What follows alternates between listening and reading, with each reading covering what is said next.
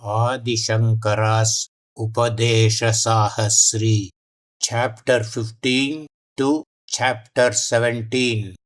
As the shloka is too long for a single video, I have divided the entire shlokas into 4 parts. This is the second part. Chapter 15, Shloka 1. नान्यदन्यद्भवेद्यस्मान् नान्यत् किञ्चित् विचिन्तयेत् अन्यस्यान्यत्वभावे हि नाशस्तस्य ध्रुवो भवेत्. श्लोका 2. स्मरतो दृश्यते दृष्टम् पटे चित्रमिवार्पितम् यत्र येन च तौ ज्ञेयौ सत्त्वक्षेत्रज्ञसंज्ञकौ. श्लोका 3. फलान्तं चानुभूतं यद् युक्तं कर्त्राधिकारकैः स्मर्यमाणं हि कर्मस्थं पूर्वं कर्मैव तत्ततः. श्लोका 4. द्रष्टुश्चान्यद् भवेद्दृश्यं दृश्यत्वाद् घटवत् सदा दृश्याद् द्रष्टसजातीयो न धीवत् साक्षितान्यथा. श्लोका 5. स्वात्मबुद्धिम् अपेक्षासौ विधीनां स्यात् प्रयोजकः जात्यादिः शववत्तेन तद्वन्नानात्मतान्यथा. श्लोका 6. न प्रिया प्रिय इत्युक्तेनाह देहत्वं क्रियाफलम् देहयोगः क्रियाहेतुः तस्माद् विद्वान् क्रियास्त्यजेत्. श्लोका 7.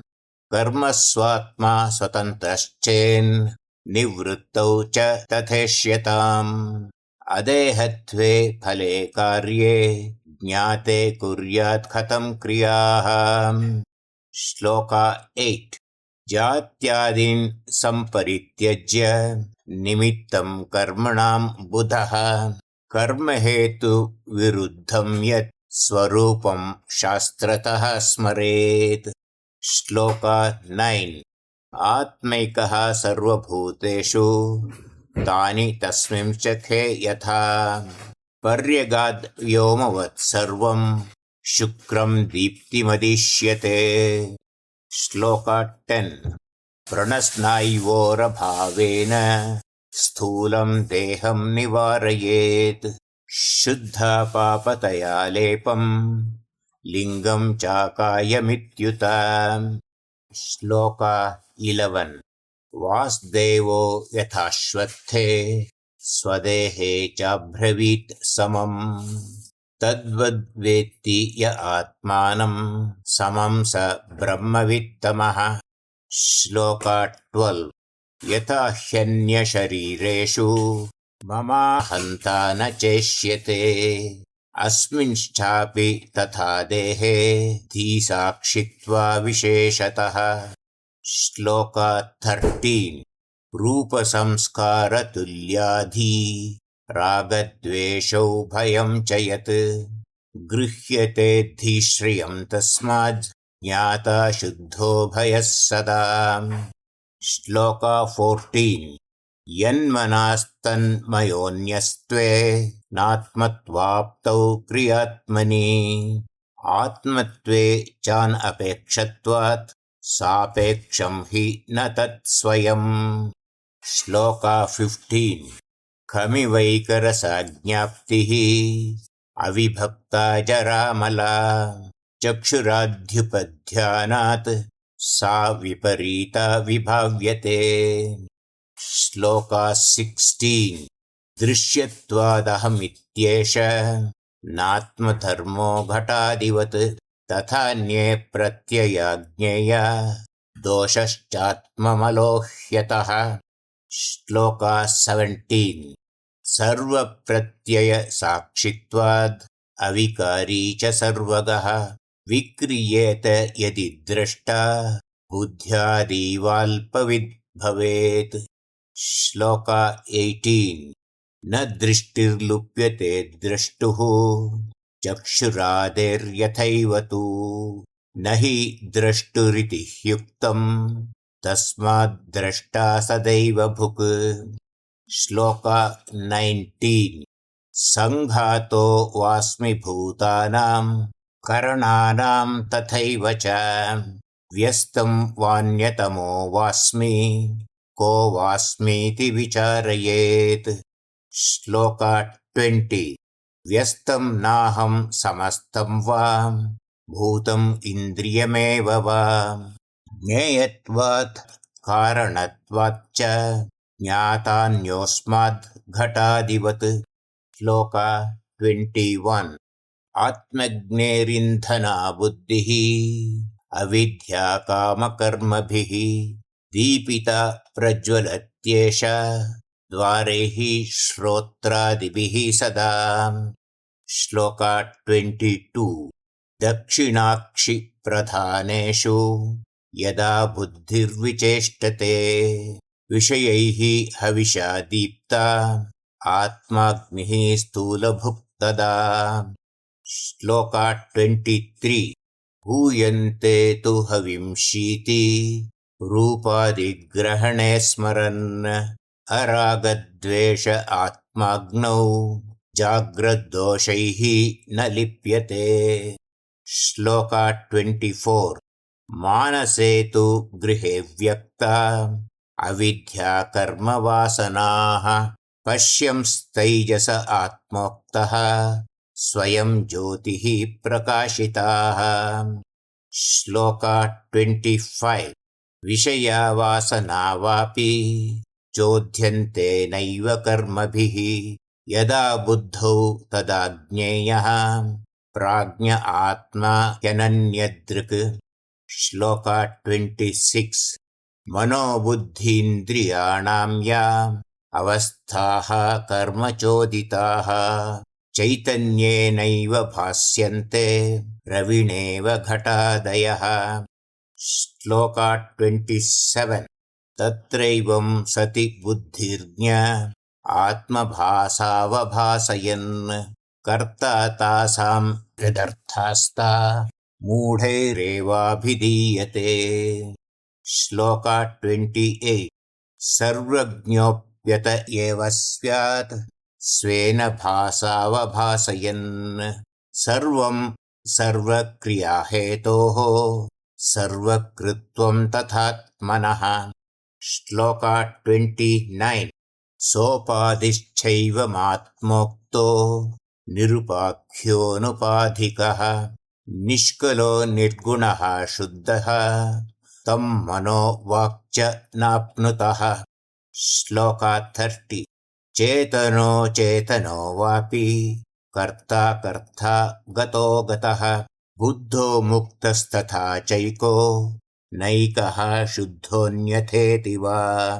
श्लोक 31 अप्राप्यैव निवर्तन्ते वाचोधीभिः सहैव तु निर्गुणत्वात् क्रियाभावाद् विशेषाणां ह्यभावतः।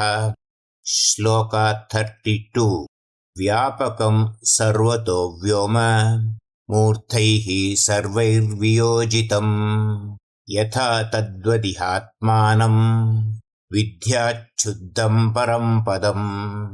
श्लोक 33 दृष्टं हित्वा स्मृतिं तस्मिन् सर्वग्रश्च तमस्त्यजेत् सर्वदृग्ज्योतिषा युक्तो दिनकृच्छार्वरं यथा।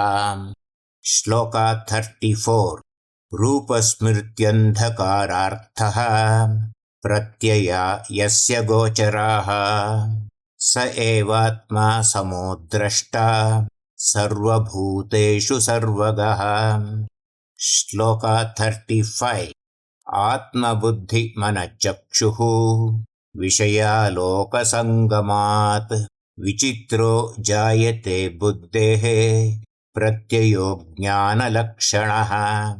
श्लोक 36 विविच्यास्मात् स्वात्मात्मानं विद्याच्छुद्धं परं पदम् द्रष्टारं सर्वभूतस्थं समं सर्वभयातिगम्। श्लोका 37 समस्थं सर्वगं शान्तं विमलं व्योमवत् स्थितं निष्कलं निष्क्रियं सर्वं नित्यं द्वन्द्वैर्विवर्जितम्।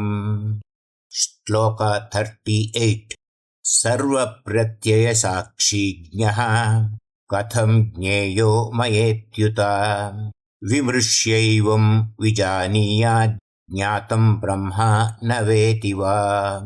श्लोका 39 अदृष्टं द्रष्टृविज्ञातं दभ्रमित्यादिशासनात् नैव ज्ञेयं मयान्यैर्वा परं ब्रह्मा कथं च न। श्लोका 40 स्वरूपाव्यवधानाभ्यां ज्ञानालोकस्वभावतः अन्यज्ञानान् अपेक्षत्वाज् ज्ञातं चैव सदा मया। श्लोका 41 नान्येन ज्योतिषा कार्यं रवेरात्मप्रकाशने स्वबोधान् नान्यबोधेच्च बोधस्यात्मप्रकाशने। श्लोका 42 न तस्यैवान्यतोपेक्षा स्वरूपं यस्य यद्भवेत् प्रकाशान्तरदृश्यो न प्रकाशो ह्यति कश्चन। श्लोका 43 व्यक्तिः स्यात् प्रकाशस्य प्रकाशात्मसमागमात् प्रकाशस्त्वर्ककार्यः स्याद् इति मिथ्यावचो ह्यतः। श्लोका 44 यतो भूत्वा भवेद् यच्च तस्य तत् कार्यमिष्यते स्वरूपत्वादभूत्वा न प्रकाशो जायते रवेः। श्लोका 45 सत्ता मात्रे प्रकाशस्य कर्तादित्यादिरिष्यते घटादि व्यक्तितो यद्वत् तद्वद्बोधात्मनिष्यताम्। श्लोका 46 बिलात् सर्पस्य निर्याणे सूर्यो यद्वत्प्रकाशकः प्रयत्नेन विना तद्वज् ज्ञातात्मा बोधरूपतः। श्लोका 47 दग्धैव मुष्णः सत्तायां तद्वद्बोधात्मनिष्यताम् सत्येव यदुपाधौ तु ज्ञाते सर्प इवोत्थिते। श्लोका 48 ज्ञाता यत्नोऽपि तद्वज्ञः कर्ता भ्रामकवद्भवेत् स्वरूपेण स्वयं नात्मा ज्ञेयो ज्ञेयोऽथवा ततः। श्लोका 49 विदिता विदिताभ्यां तदन्यदेवेति शासनात् बन्धमोक्षादयो भावाः तद्वदात्मनि कल्पिताः। श्लोका 50 नाहोरात्रे यथा सूर्ये प्रभारूपा विशेषतः बोधरूपा विशेषान्न बोधाबोधौ तथात्मनि। श्लोका 51 यथोक्तं ब्रह्म यो वेद हानोपादानवर्जितम् यथोक्तेन विधानेन स सत्यं नैव शक्नुयात्। श्लोका 52 जन्म मृत्युप्रवाहेषु पतितो नैव शक्नुयात् इत उद्धर्तुमात्मानं ज्ञानादन्येन केनचित्। श्लोका 53 वाक् विद्यते हृदयग्रन्थिः छिद्यन्ते सर्वसंशयाः क्षीयन्ते चास्य कर्माणि तस्मिन् दृष्ट इति श्रुतेः। श्लोका 54 ममाहमित्येतदपोह्य सर्वतो विमुक्तदेहं पदमम्बरोपमम् सुदृष्टशास्त्रानुमितिभ्य ईरितं विमुच्यतेऽस्मिन् यदि निश्चितो नरः। चैप्टर 16 श्लोका 1 पार्थिवः कठिनो धातुः द्रवो देहे स्मृतोमयः भक्तिचेष्टावकाशाः स्युः वह्निवायुवम्बरोद्भवाः। श्लोका 2 घ्राणादीनि तदर्थाश्च पृथिव्यादिगुणाः क्रमात् रूपलोकवदिष्टं हि सजातीयार्थमिन्द्रियम्। श्लोका 3 बुद्धिर्तन्याहुरेतानि वाक्पाण्यादीनि कर्मणे तद्विकल्पार्थम् अन्तस्थं मन एकादशं भवेत्। श्लोका 4 निश्चयार्था भवेत् बुद्धिस्ताम् सर्वार्थानुभाविनीम् ज्ञाता मोक्तः स्वरूपेण ज्योतिषा व्यञ्जयन् सदा। श्लोका 5 व्यञ्जकस्तु यथा लोको व्यङ्ग्यस्याकारतां गतः व्यतिकीर्णोऽप्यसङ्कीर्णः तद्वज्ञः प्रत्ययैः सदा। श्लोका 6 स्थितो दीपो यथा यत्नः प्राप्तं सर्वं प्रकाशयेत् शब्दाध्याकारबुद्धिर्ज्ञः प्राप्तास्तद्वत् प्रपश्यति। श्लोका 7 शरीरेन्द्रियसङ्घात आत्मत्वेन गतां धियम् नित्यात्मज्योतिषादीप्तां विशिंशन्ति सुखादयः।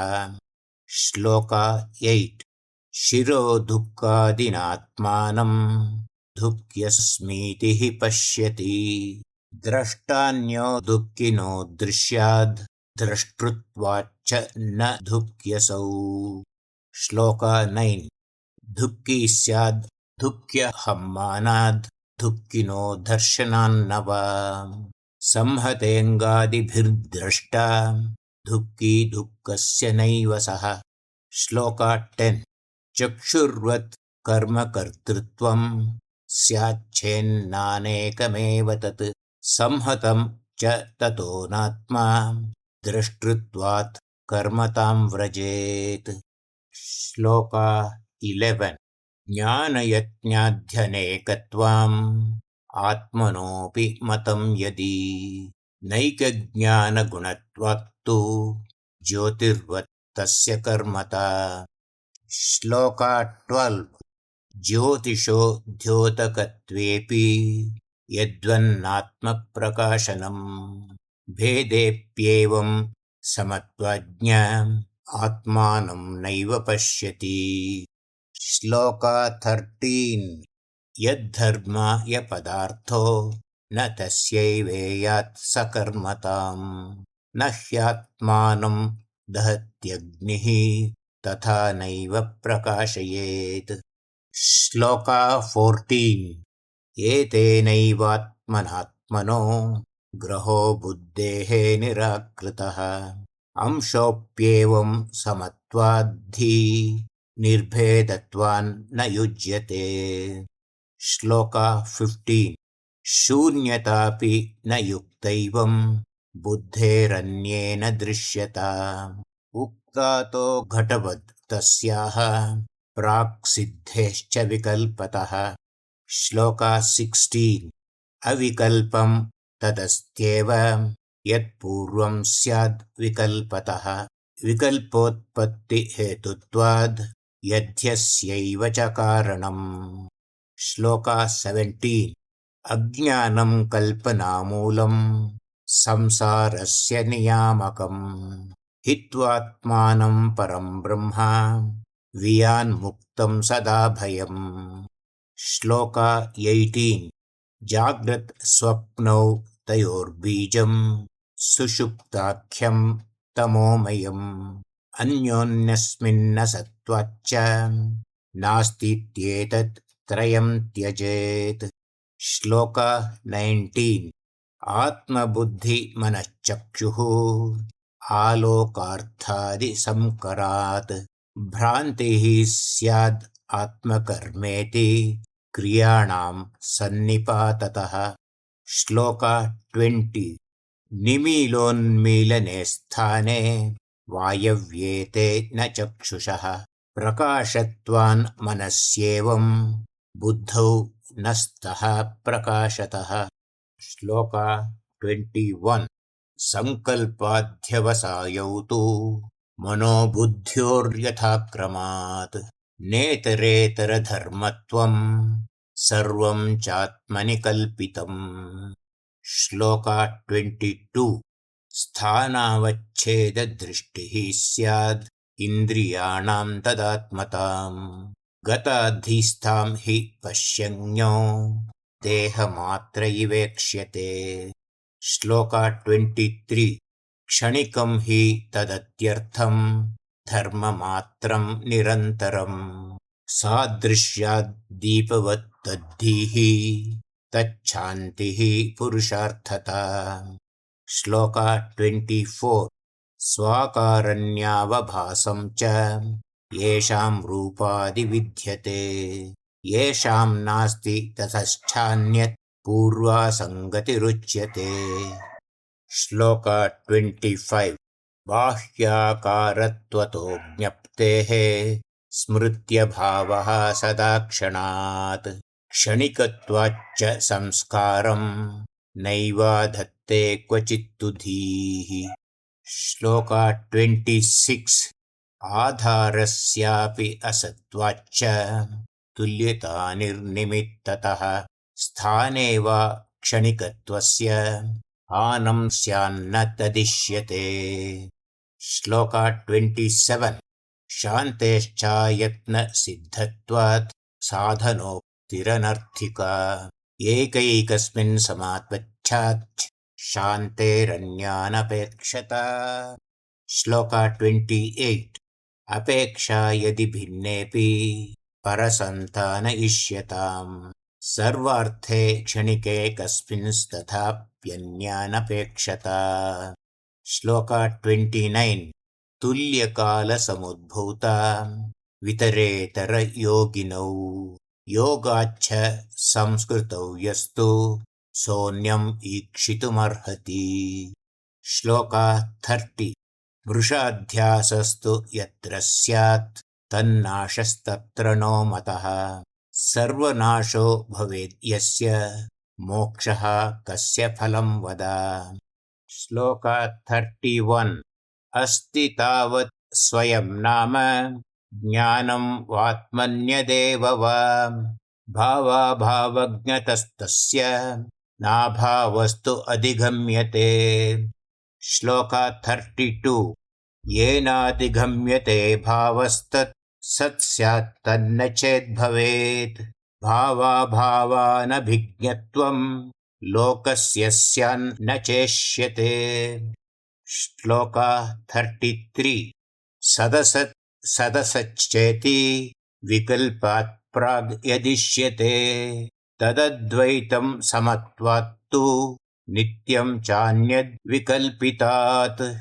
श्लोका 34 विकल्पोद्भवतो सत्वं स्वप्नदृश्यवदिष्यताम् द्वैतस्य प्रागसत्वाच्च सदसत्वादिकल्पनात्। श्लोका 35 वाचारम्भणशास्त्राच्च विकाराणां ह्यभावता मृत्योः समृत्युमित्यादेः मम मयेति च स्मृतेः। श्लोका 36 विशुद्धिश्चात एवास्य विकल्पाच्च विलक्षणात् उपादेयो न हेयोत आत्मानान्यैरकल्पितः। श्लोका 37 अप्रकाशो यथादित्ये नास्ति ज्योतिः स्वभावतः नित्यबोधस्वरूपत्वान् नाज्ञानं तद्वदात्मनि। श्लोका 38 तथा विक्रियरूपत्वान् नावस्थान्तरमात्मनः अवस्थान्तरत्वे हि नाशोऽस्य स्यान्न संशयः।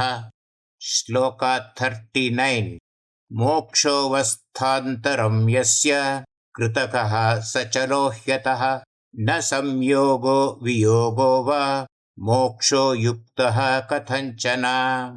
श्लोका 40 संयोगस्यप्यनित्यस्वाद् वियोगस्य तथैव च गमनागमने चैव स्वरूपं तु न हीयते। श्लोक 41 स्वरूपस्य निमित्तत्वात् सनिमित्ता हि चापरे अनुपात्तं स्वरूपं हि स्वेनात्यक्तं तथैव च। श्लोक 42 स्वरूपत्वान् न सर्वस्य त्यक्तुं शक्यो ह्यनन्यतः गृहीतुं वा ततो नित्यो अविषयात्वा पृथक्त्वतः।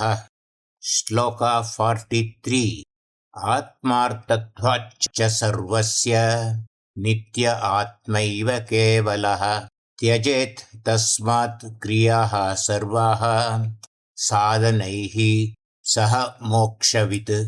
श्लोक 44 आत्मलाभः परो लाभः इति शास्त्रोपत्तयः अलाभोऽन्यात्मलाभस्तु त्यजेत् तस्माद् अनात्मताम्।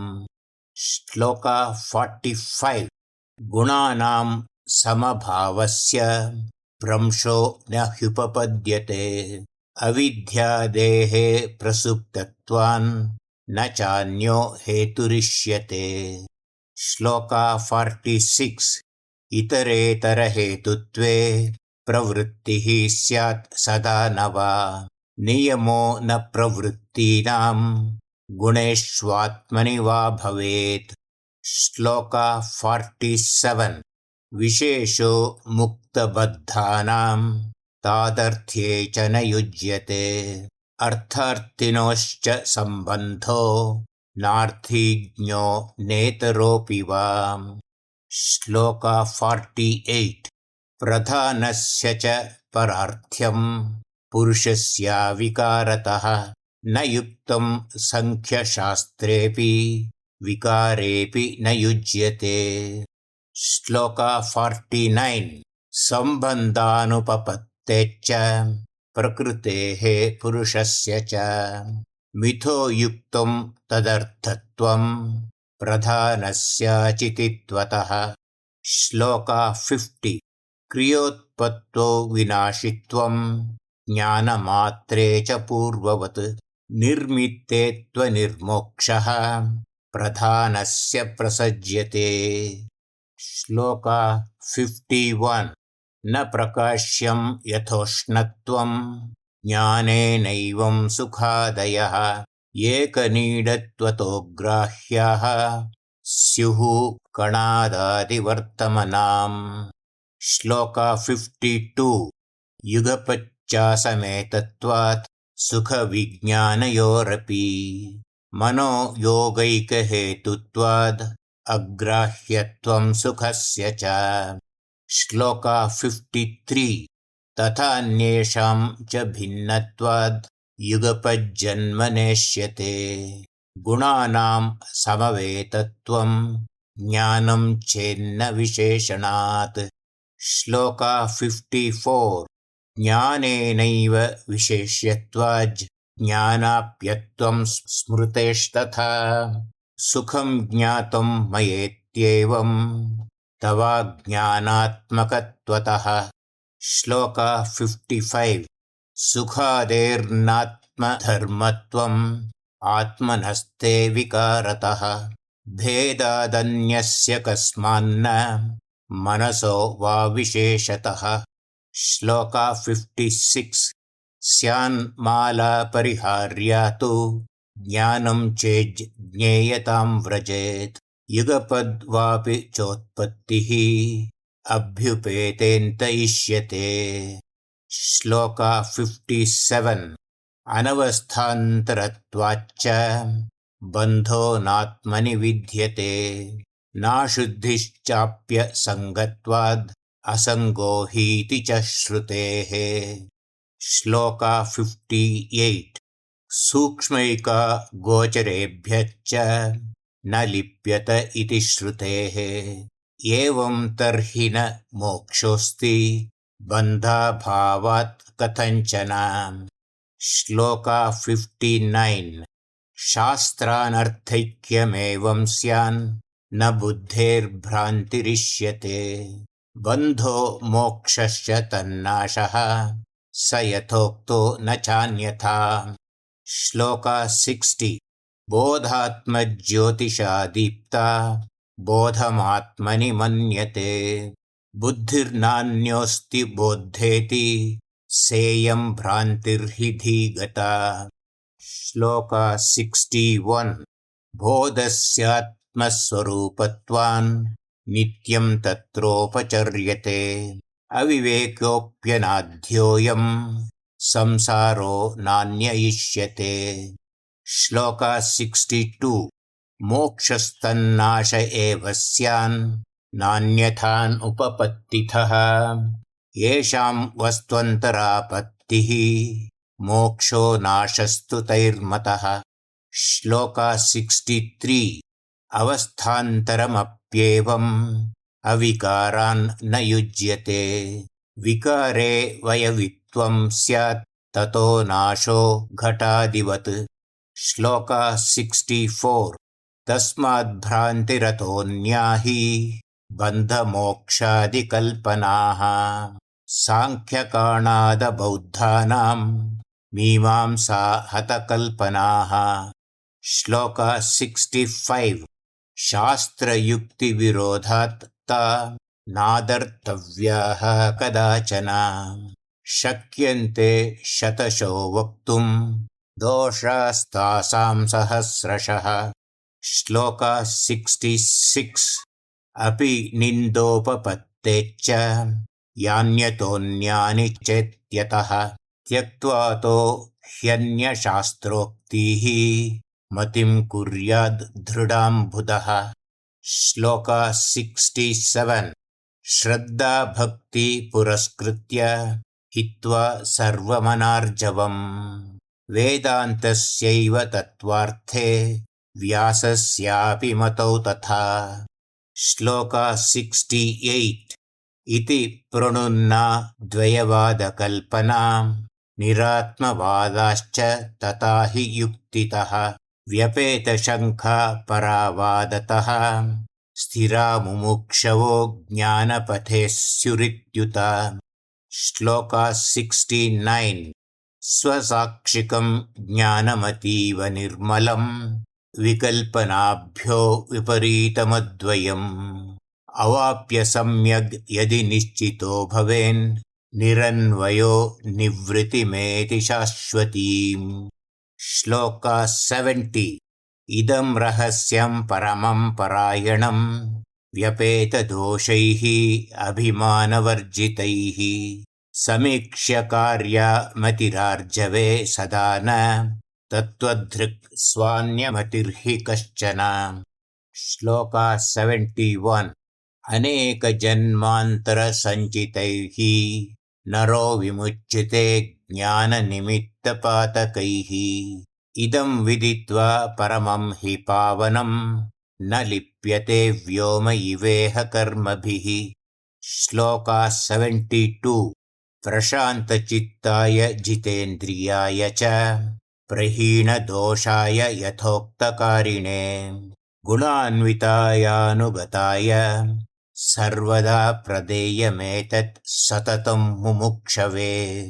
श्लोका 73 परस्य देहे न यथाभिमानिता परस्य तद्वत् परमार्थमीक्ष्य च इदं हि विज्ञानमतीव निर्मलं सम्प्राप्य मुक्तोऽथ भवेच्च सर्वतः। श्लोका 74 न हीह लाभोऽभ्यधिकोऽस्ति कश्चन स्वरूपलाभात् स इतो हि नान्यतः न देयमैन्द्रादपि राजतोऽधिकं स्वरूपलाभं त्वपरीक्षयत्नतः। चैप्टर 17 श्लोका 1 आत्मा ज्ञेयः परो ह्यात्मा यस्मादन्यन्न विद्यते सर्वज्ञः सर्वधृक् शुद्धः तस्मै ज्ञेयात्मने मनः। श्लोका 2 पदवाक्यप्रमाणज्ञैः दीपभूतैः प्रकाशितम् ब्रह्मवेदरहस्यं यैस्तान् नित्यं प्रणतोऽस्म्यहम्। श्लोका 3 यद्भाक् सूर्यांशु सम्पात प्रणष्टध्वान्तकल्मषः प्रणम्य तान् गुरून् वक्ष्ये ब्रह्मविद्याविनिश्चयम्। श्लोका 4 आत्मलाभात् परो नायो लाभः कश्चन विद्यते यदर्था वेदवादाश्च स्मार्ताश्चापि तु या किर्याः। श्लोका 5 आत्मार्थोऽपि हि यो लाभः सुखायेष्टो विपर्ययः आत्मलाभः परः प्रोक्तो नित्यत्वाद् ब्रह्मवेदिभिः।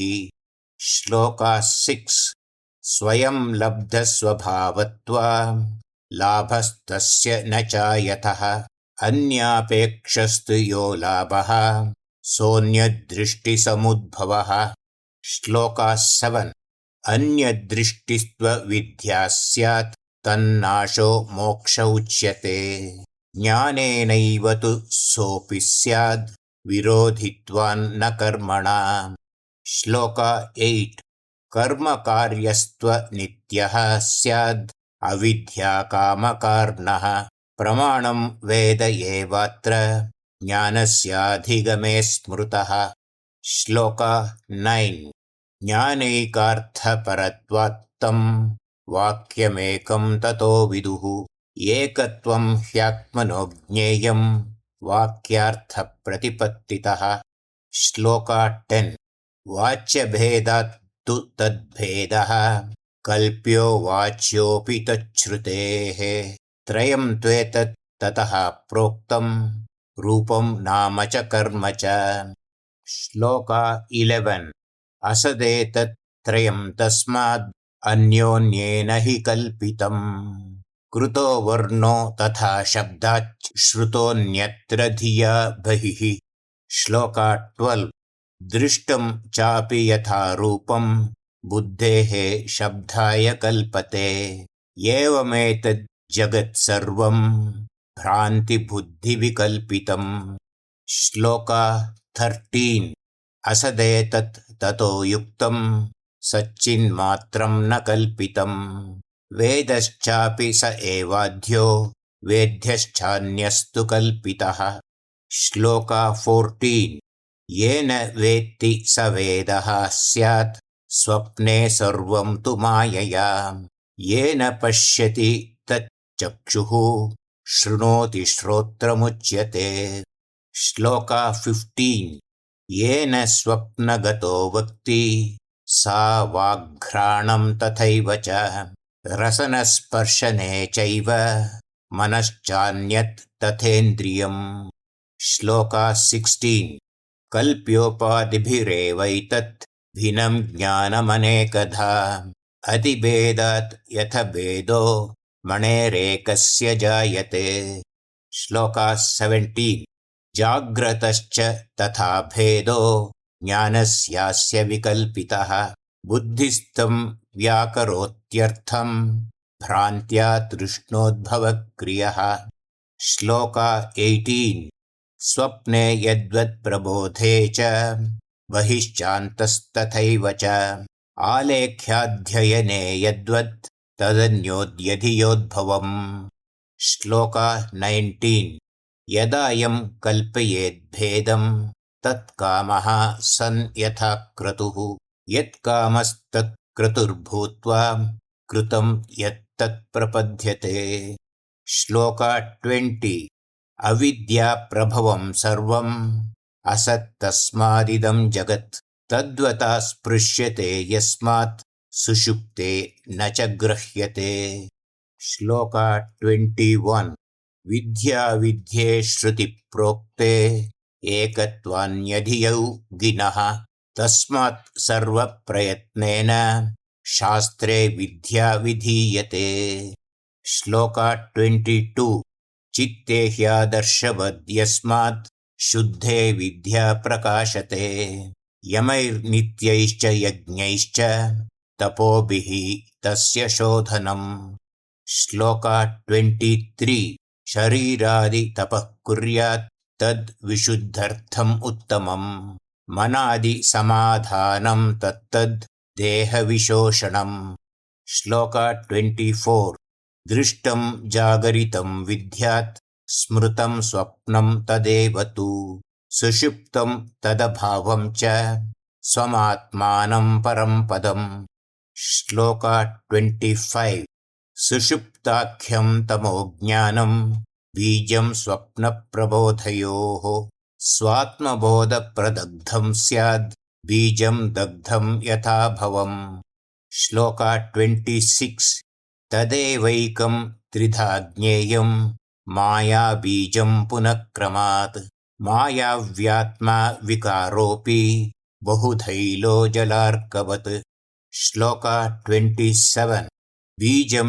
चैक्यं यथा भिन्नं प्राणस्वप्नादिभिस्तथा स्वप्नजाग्रच्छरीरेषु तद्वच्चात्मा दलेन्दुवत् श्लोका 28 मायाहस्तिनमारुह्य मायाव्येको यथा व्रजेत् आगच्छंस्तद्वदेवात्मा प्राणस्वप्नादिगोचलः श्लोका 29 न हस्ति न तदारूढो मायाव्यन्यो यथा स्थितः न प्राणादि न तद्द्रष्टा तथा ज्ञोऽन्यः सदादृशिः श्लोका 30 अबद्धचक्षुषो नास्ति मायाविनोऽपि वा बद्धाक्षस्यैव सा मायाव्येव ततो भवेत् श्लोका 31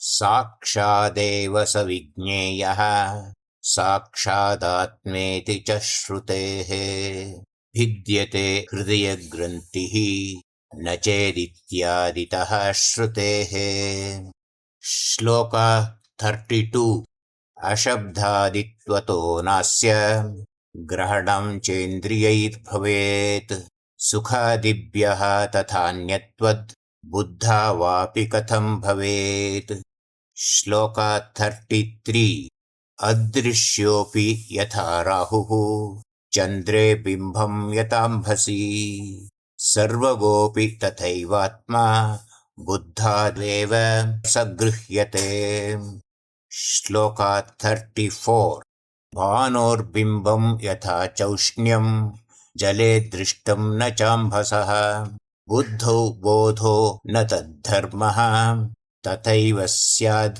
विधर्मतः श्लोका 35 चक्षुर्युक्ता धियो वृत्तिर्या तां पश्यन्न लुप्तधृक् दृष्टेर्द्रष्टा भवेदात्मा श्रुतेः श्रोता तथा श्रुतेः श्लोका 36 केवलं मनसो वृत्तिं पश्यन्मन्ता मते रजः विज्ञाता लुप्तशक्तित्वात् तथा शास्त्रं न हीत्यतः श्लोका 37 ध्यायतीत्यविकारित्वं तथा लेलायतीत्यपि अत्रस्तेनेति शुद्धत्वं तथा नन्वागतं श्रुतेः श्लोका 38 शक्त्यलोपात् सुषुप्ते ज्ञस्तस्था बोधे विकारतः ज्ञेयस्यैव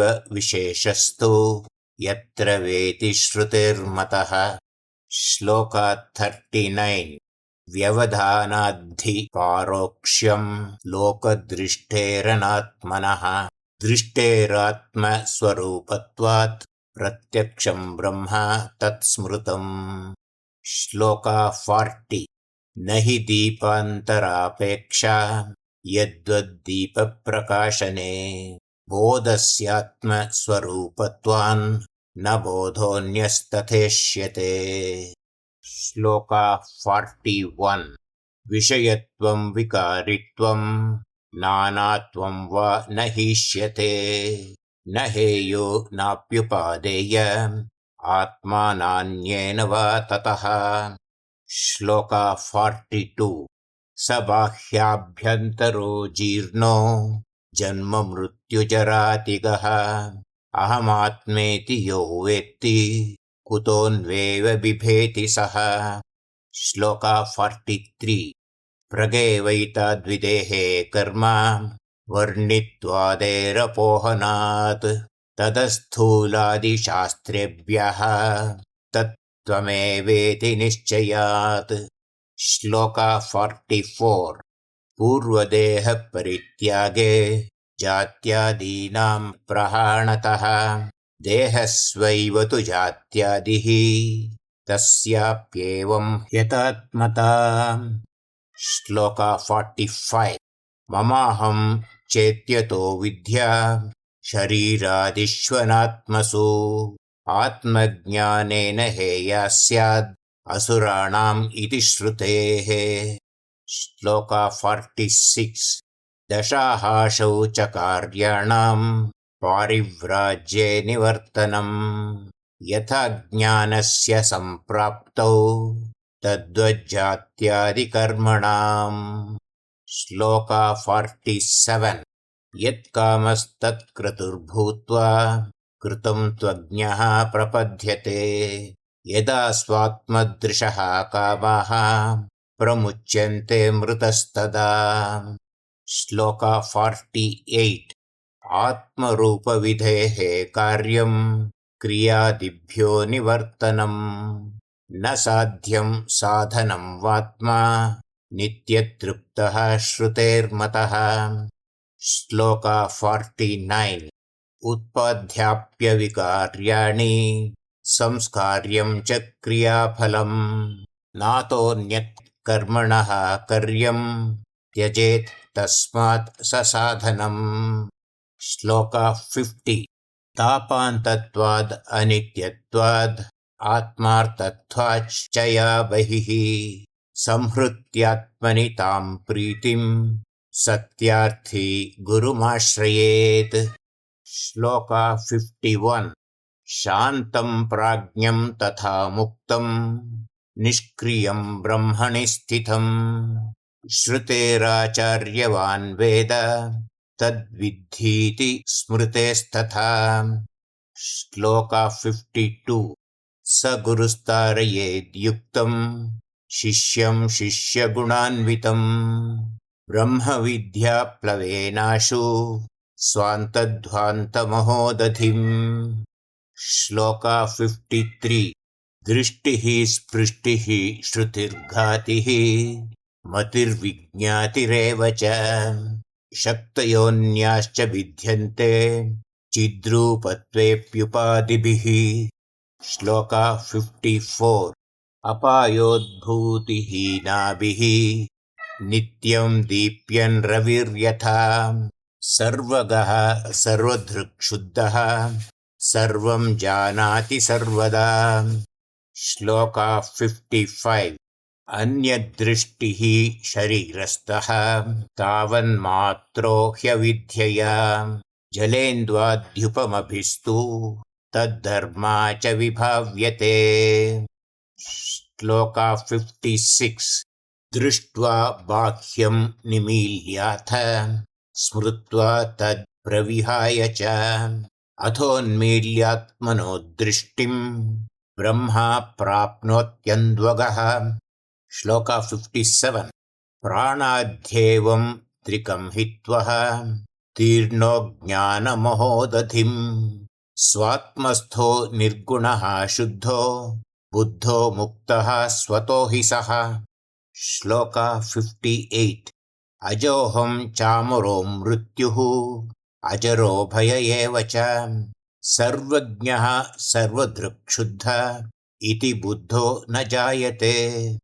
श्लोका 59 पूर्वोक्तं यत्तमो बीजं तन्नास्तीति विनिश्चयः तद्भावे कुतो जन्म ब्रह्मैकत्वं विजानतः। श्लोका 60 क्षीरात् सर्पिर्यतोद्धृत्य क्षिप्तं तस्मिन्न पूर्ववत् बुद्ध्यादेज्ञः तथा सत्यान् न देहि पूर्ववद् भवेत्। श्लोका 61 सत्यं ज्ञानमनन्तं च रसादेहे पञ्चकात् परम् स्यामदृश्यादिशास्त्रोक्तं अहं ब्रह्मेति निभयः। श्लोका 62 यस्माद् भीताः प्रवर्तन्ते वाङ्मनः पावकादयः तदात्मानन्दतत्त्वज्ञो न बिभेति कुतश्चन। श्लोका 63 नामादिभ्यः परे भूम्नि स्वराज्ये चेत् स्थितो द्वये प्रणमेत्कं तदात्मज्ञो न कार्यं कर्मणा तदा।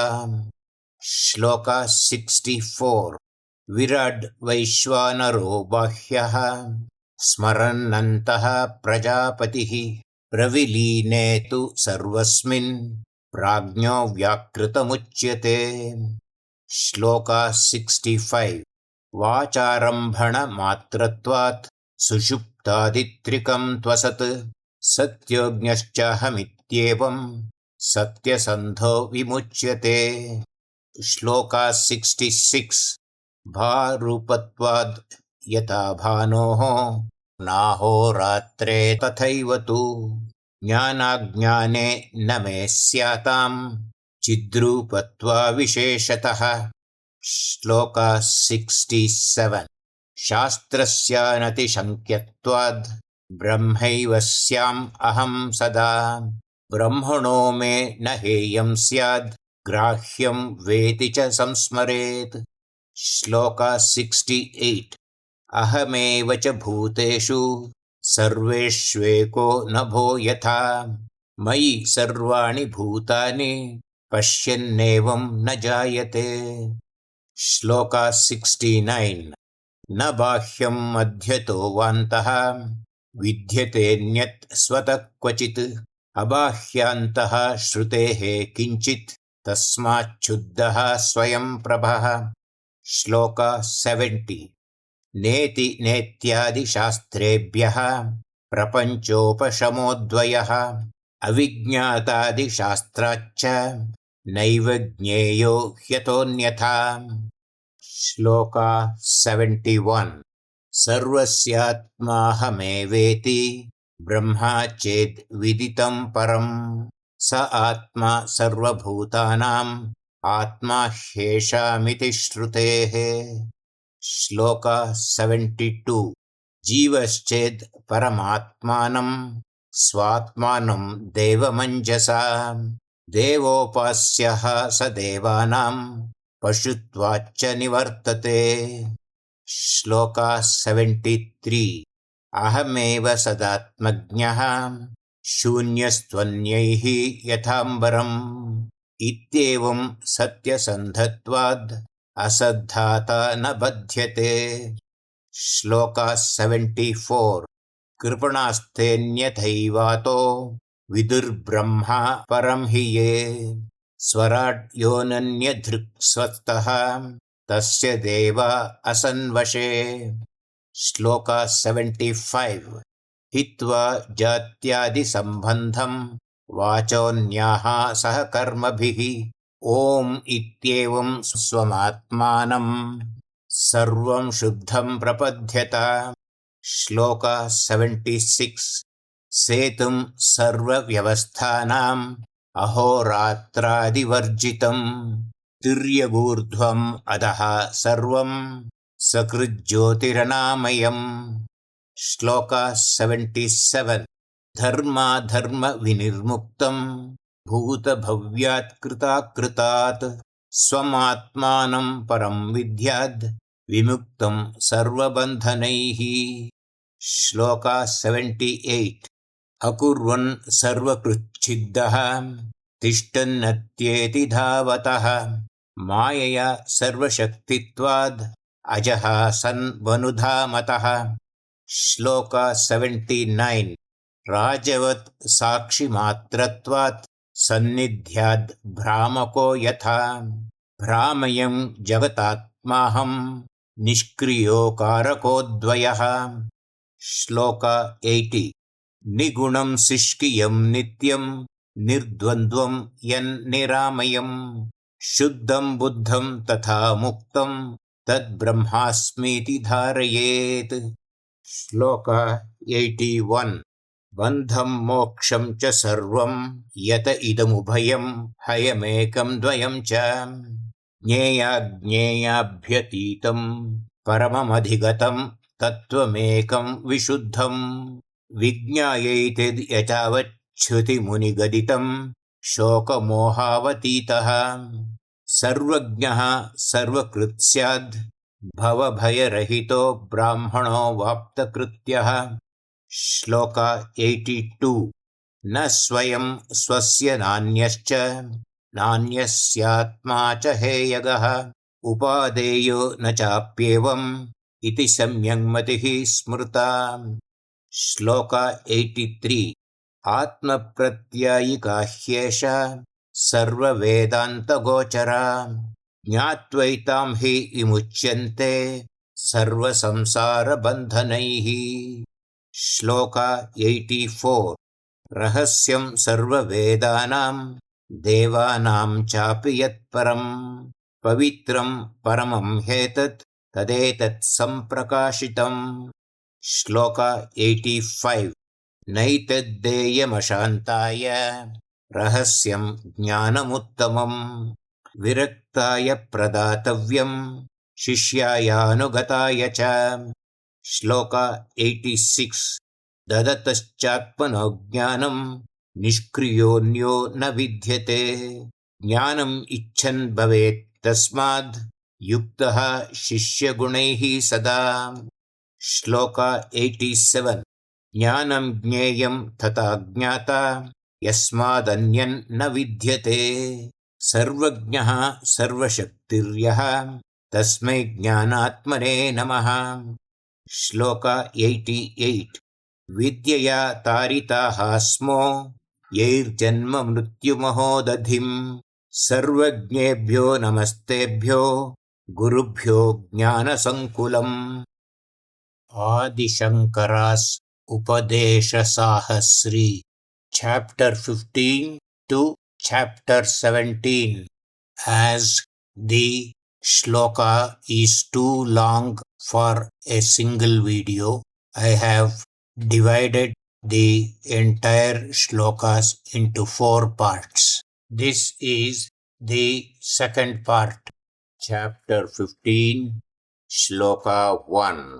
नान्यदन्यद् भवेत् यस्मान् नान्यत् किञ्चित् विचिन्तयेत् अन्यस्यान्यत्वभावे हि नाशस्तस्य ध्रुवो भवेत् श्लोका 2 स्मरतो दृश्यते दृष्टं पटे चित्रमिवार्पितं यत्र येन च तौ ज्ञेयौ सत्त्वक्षेत्रज्ञसंज्ञकौ श्लोका 3 फलान्तं चानुभूतं यद् युक्तं कर्त्राधिकारकैः स्मर्यमाणं हि कर्मस्थं पूर्वं कर्मैव ततः श्लोका 4 द्रष्टुश्चान्यद् भवेद् दृश्यं दृश्यत्वाद् घटवत् सदा दृश्याद् द्रष्टसजातीयो न धीवत्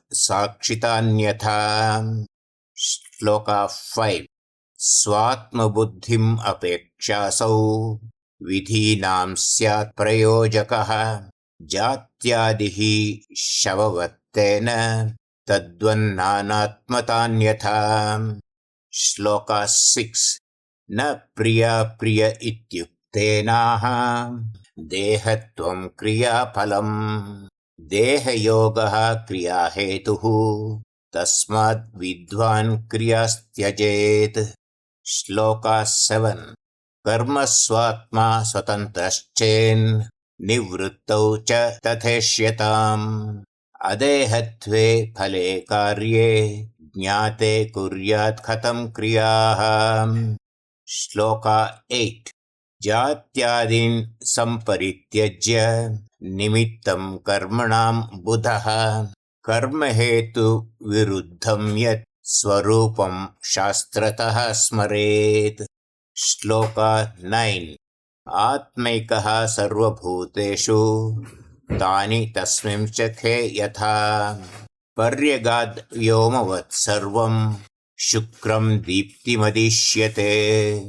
श्लोका 10 प्रणस्नायुवोरभावेन स्थूलं देहं निवारयेत् शुद्धापापतया लेपं लिङ्गं चाकायमित्युत। श्लोका 11 वासुदेवो यथाश्वत्थे स्वदेहे चाब्रवीत् समम् तद्वद्वेत्ति य आत्मानं समं स ब्रह्मवित्तमः। श्लोका 12 यथा ह्यन्यशरीरेषु ममाहन्ता न चेष्यते अस्मिंश्चापि तथा देहे धीसाक्षित्वा विशेषतः।